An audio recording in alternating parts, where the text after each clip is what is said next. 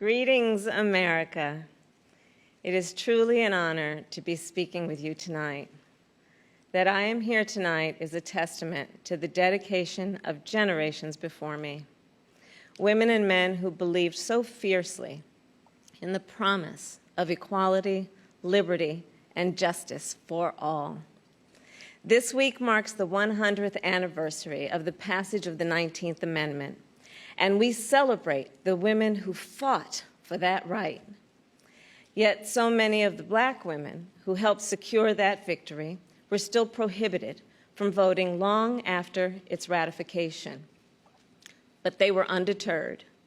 Without fanfare or recognition, they organized and testified and rallied and marched and fought, not just for their vote, but for a seat at the table. These women and the generations that followed worked to make democracy and opportunity real in the lives of all of us who followed. They paved the way for the trailblazing leadership of Barack Obama and Hillary Clinton. And these women inspired us to pick up the torch and fight on. Women like Mary Church Terrell, Mary Cloyd Bethune, Fannie Lou Hamer, and Diane Nash, Constance Baker Motley, and the great Shirley Chisholm. We're not often taught their stories, but as Americans, we all stand on their shoulders. And there's another woman whose name isn't known, whose story isn't shared, another woman whose shoulders I stand on, and that's my mother, Kamala Gopalan Harris. She came here from India at age 19 to pursue her dream of curing cancer. At the University of California, Berkeley, she met my father, Donald Harris, who had come from Jamaica to study economics. They fell in love in that most American way while marching together for justice in the civil rights movement of the 1960s. In the streets of Oakland and Berkeley, I got a stroller's eye view of people getting into what the great John Lewis called good trouble. When I was 5, my parents split, and my mother raised us mostly on her own. Like so many mothers, she worked around the clock to make it work, packing lunches before we woke up and paying bills after we went to bed, helping us with homework at the kitchen table and shuttling us to church for choir practice. She made it look easy, though it never was. My mother instilled in my sister Maya and me the values that would chart the course of our lives. She raised us to be proud, strong Black women, and she raised us to know and be proud of our Indian heritage. She taught us to put family first, the family you're born into and the family you choose. Family is my husband, Doug, who I met on a blind date set up by my best friend. Family is our beautiful children, Cole and Ella, who call me Mamala. Family is my sister. Family is my best friend, my nieces, and my godchildren. Family is my uncles, my aunts, and my chitties. Family is Mrs. Shelton, my second mother who lived 2 doors down and helped raise me. Family is my beloved Alpha Kappa Alpha, our Divine Nine, and my HBCU brothers and sisters. Family is the friends I turn to when my mother, the most important person in my life, passed away from cancer. And even as she taught us to keep our family at the center of our world, she also pushed us to see a world beyond ourselves. She taught us to be conscious and compassionate about the struggles of all people, to believe public service is a noble cause, and the fight for justice is a shared responsibility. That led me to become a lawyer. a district attorney, attorney general, and a United States senator. And at every step of the way, I've been guided by the words I spoke from the first time I stood in a courtroom.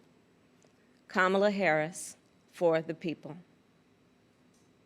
I have fought for children and survivors of sexual assault. I fought against transnational criminal organizations. I took on the biggest banks and helped take down one of the biggest for-profit colleges. I know a predator when I see one. My mother taught me that service to others gives life purpose and meaning. And oh, how I wish she were here tonight, but I know she's looking down on me from above. I keep thinking about that 25-year-old Indian woman, all of 5 feet tall, who gave birth to me at Kaiser Hospital in Oakland, California. On that day, she probably could have never imagined that I would be standing before you now and speaking these words. I accept your nomination for Vice President of the United States of America. I do so committed to the values she taught me, to the word that teaches me to walk by faith and not by sight, and to a vision passed on through generations of Americans, one that Joe Biden shares, a vision of our nation as a beloved community, where all are welcome, no matter what we look like, no matter where we come from or who we love. A country where we may not agree on every detail, but we are united by the fundamental belief that every human being is of infinite worth, deserving of compassion, dignity, and respect. A country where we look out for one another, where we rise and fall as one, where we face our challenges and celebrate our triumphs together. Today, that country feels distant. Donald Trump's failure of leadership has cost lives and livelihoods. If you're a parent struggling with your child's remote learning, or you're a teacher struggling on the other side of that screen, you know what we're doing right now is not working. And we are a nation that is grieving the loss of life, the loss of jobs, the loss of opportunities, the loss of normalcy, and yes, the loss of certainty. And while this virus touches us all, we got to be honest, it is not an equal opportunity offender. Black, Latino, and Indigenous people are suffering and dying disproportionately. And this is not a coincidence. It is the effect of structural racism, of inequities in education and technology, healthcare and housing, job security and transportation, the injustice in reproductive and maternal health care, in the excessive use of force by police, and in our broader criminal justice system. This virus, it has no eyes, and yet it knows exactly how we see each other and how we treat each other. And let's be clear, there is no vaccine for racism. We've got to do the work. For George Floyd, for Breonna Taylor, for the lives of too many others to name, for our children, and for all of us. We've got to do the work to fulfill that promise of equal justice under law. Because here's the thing, none of us are free until all of us are free. So we're at an inflection point. The constant chaos leaves us adrift. The incompetence makes us feel afraid. The callousness makes us feel alone. It's a lot. And here's the thing. We can do better and deserve so much more. We must elect a president who will bring something different, something better, and do the important work. A president who will bring all of us together, Black, white, Latino, Asian, Indigenous, to achieve the future we collectively want. We must elect Joe Biden. And I will tell you, I knew Joe as vice president. I knew Joe on the campaign trail. And I first got to know Joe as the father of my friend. So Joe's son, Beau, and I served as attorneys general of our states, Delaware and California. During the Great Recession, he and I spoke on the phone nearly every day, working together to win back billions of dollars for homeowners from the big banks that foreclosed on people's homes. And Beau and I, we would talk about his family, how as a single father, Joe would spend 4 hours every day riding the train back and forth from Wilmington to Washington. Beau and Hunter got to have breakfast every morning with their dad. They went to sleep every night with the sound of his voice reading bedtime stories. And while they endured an unspeakable loss, those two little boys always knew that they were deeply, unconditionally loved. And what also moved me about Joe is the work that he did as he was going back and forth.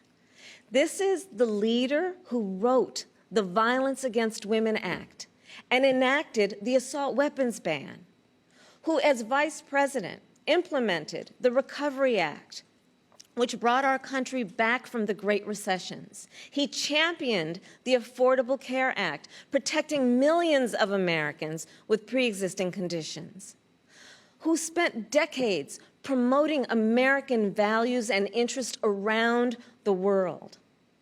Joe, he believes we stand with our allies and stand up to our adversaries. Right now, we have a president who turns our tragedies into political weapons. Joe will be a president who turns our challenges into purpose. Joe will bring us together to build an economy that doesn't leave anyone behind, where a good-paying job is the floor, not the ceiling. Joe will bring us together to end this pandemic and make sure that we are prepared for the next one. Joe will bring us together to squarely face and dismantle racial injustice, furthering the work of generations. Joe and I believe that we can build that beloved community, one that is strong and decent, just and kind, one in which we can all see ourselves. That's the vision that our parents and grandparents fought for, the vision that made my own life possible, the vision that makes the American promise, for all its complexities and imperfections, a promise worth fighting for. So make no mistake, the road ahead is not easy. We may stumble. We may fall short. But I pledge to you that we will act boldly and deal with our challenges honestly. We will speak truths, and we will act with the same faith in you that we ask you to place in us. We believe that our country, all of us, will stand together for a better future. And we already are. We see it in the doctors, the nurses, the home health care workers, and frontline workers who are risking their lives to save people they've never met. We see it in the teachers and truck drivers, the factory workers and farmers, the postal workers and poll workers, all putting their own safety on the line to help us get through this pandemic. And we see it in so many of you who are working, not just to get us through our current crisis, but to somewhere better. There's something happening all across our country. It's not about Joe or me. It's about you. And it's about us. People of all ages and colors and creeds who are, yes, taken to the streets, and also persuading our family members, rallying our friends, organizing our neighbors, and getting out the vote. And we have shown that when we vote, we expand access to health care and expand access to the ballot box and ensure that more working families can make a decent living. And I'm so inspired by a new generation. You are pushing us to realize the ideals of our nation, pushing us to live the values we share: decency and fairness, justice and love.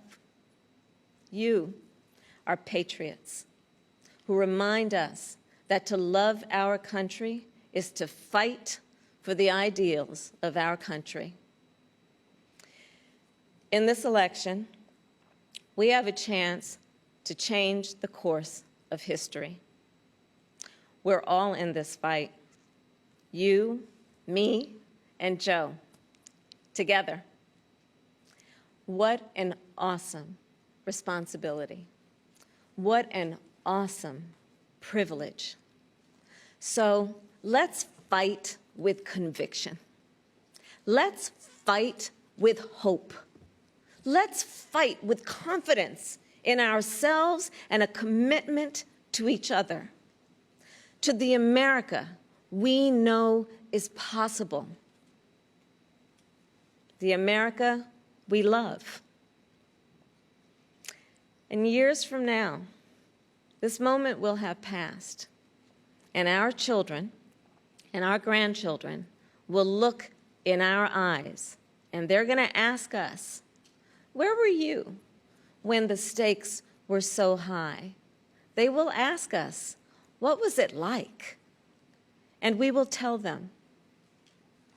We will tell them not just how we felt, we will tell them what we did. Thank you. God bless you, and God bless the United States of America.